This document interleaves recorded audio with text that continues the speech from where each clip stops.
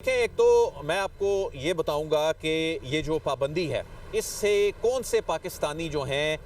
Applicants जो हैं जो अमेरिका का वीज़ा हासिल करना चाह रहे थे और मुतासर होंगे, और जिनके इंटरव्यू ऑलरेडी स्केजुल्ड हैं उनके साथ क्या होगा, ख्वाह वो इमिग्रेंट वीज़ा ही हासिल क्यों ना कर रहे हो। लेकिन उससे पहले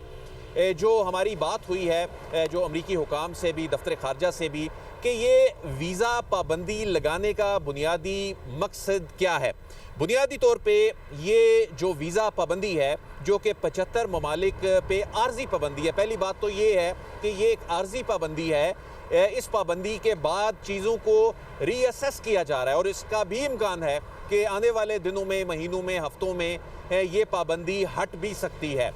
ये पाबंदी बुनियादी तौर पे इमिग्रेशन का एक असूल होता है जिसे पब्लिक चार्ज रूल कहते हैं। ये पब्लिक चार्ज रूल ये कहता है कि अमेरिका का जो इमिग्रेशन का सिस्टम है ये असेस करता है कि जिस शख्स को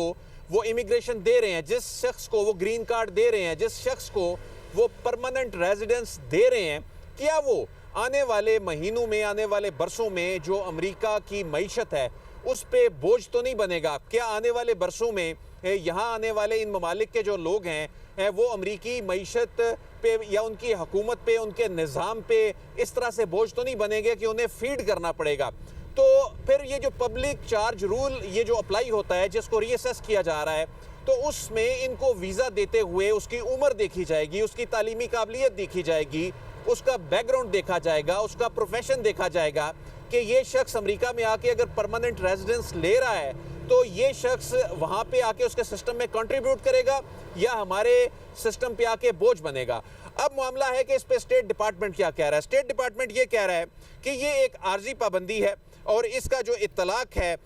वो 21 जनवरी से होगा, और 21 जनवरी से होने वाला जो ये जो इत्तलाक है ये सिर्फ इमिग्रेंट वीज़ा के ऊपर होगा, ये विजिट वीज़ा पे नहीं होगा, ये स्टूडेंट वीज़ा पर नहीं होगा। और जो वीज़ा इंटरव्यूज़ हैं उसके हवाले से स्टेट डिपार्टमेंट ने कहा है कि जिनके वीज़ा इंटरव्यू स्केड्यूल्ड हैं वो अपना इंटरव्यू देंगे। सिर्फ होगा ये कि उनका वीज़ा जो है इस सिचुएशन में जब तक ये पाबंदी हटती नहीं है वो वीज़ा जारी नहीं होगा, लेकिन वो अपना इंटरव्यू देंगे। तो उसके बाद जो अथॉरिटीज़ हैं, जब ये पाबंदी हटेगी तो उसके बाद फिर जो है उसको देखा जाएगा इस मामले को। दूसरा, वो पाकिस्तानी जिनके पास दोहरी शहरियत है, दोहरी शहरियत में वो इस प्रोसेस के अंदर अगर दूसरे उस मुल्क का पासपोर्ट रखते हैं जिस पे ये पाबंदी नहीं है तो उन पर भी ये पाबंदी आयद नहीं होगी।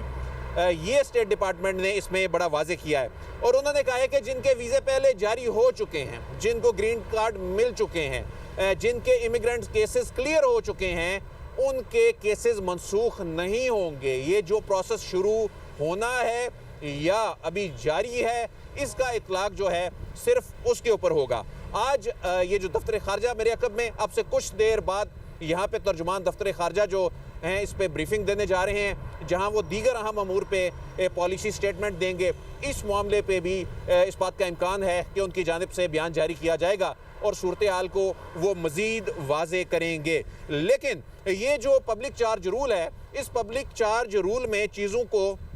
रीअसेस किया जा रहा है। तो रीअसेस करने के बाद इस बात का इम्कान है कि जो ममालिक, यानी आप देखें कि अभी यूएई के हवाले से जिस तरह पाकिस्तान ने यूएई के हवाले से, सऊदी अरब के हवाले से यहाँ पर अपने चेक्स इतने बढ़ाए कि जो हज़ारों लोग डिपोर्ट हुए, तो जो गुज़िश्ता रोज़ खबर सामने आई जिसमें मोहसिन नकवी ने यह बताया कि कराची एयरपोर्ट पे यहाँ पे उनका इमिग्रेशन सिस्टम जो है, यानी उनका हमारे निज़ाम के ऊपर एक ट्रस्ट बढ़ा है, पाकिस्तान के पासपोर्ट की रैंकिंग बेहतर हुई है। तो ये उसका एक समर है, नतीजा है कि हमें यहाँ पे चेक्स बढ़ाने होंगे। इसी तरह पाकिस्तान अगर इस चीज़ को यकीनी बनाता है कि यहाँ से ऐसे लोग वहाँ पर जाएं जो वहाँ के सिस्टम पे बर्डन ना बने, वहाँ की हुकूमत मईशत पे बर्डन ना बने, बल्कि कंट्रीब्यूट करें, तो इस बात का भी इम्कान है कि आने वाले महीनों या हफ्तों में ये रीअसेसमेंट के नतीजे में ये इमिग्रेंट वीज़ा पाबंदी हट भी सकती है। लेकिन जाहिर है ये एक बड़ी डेवलपमेंट है। 75 ममालिक की फहरिस्त में पाकिस्तान भी शामिल है,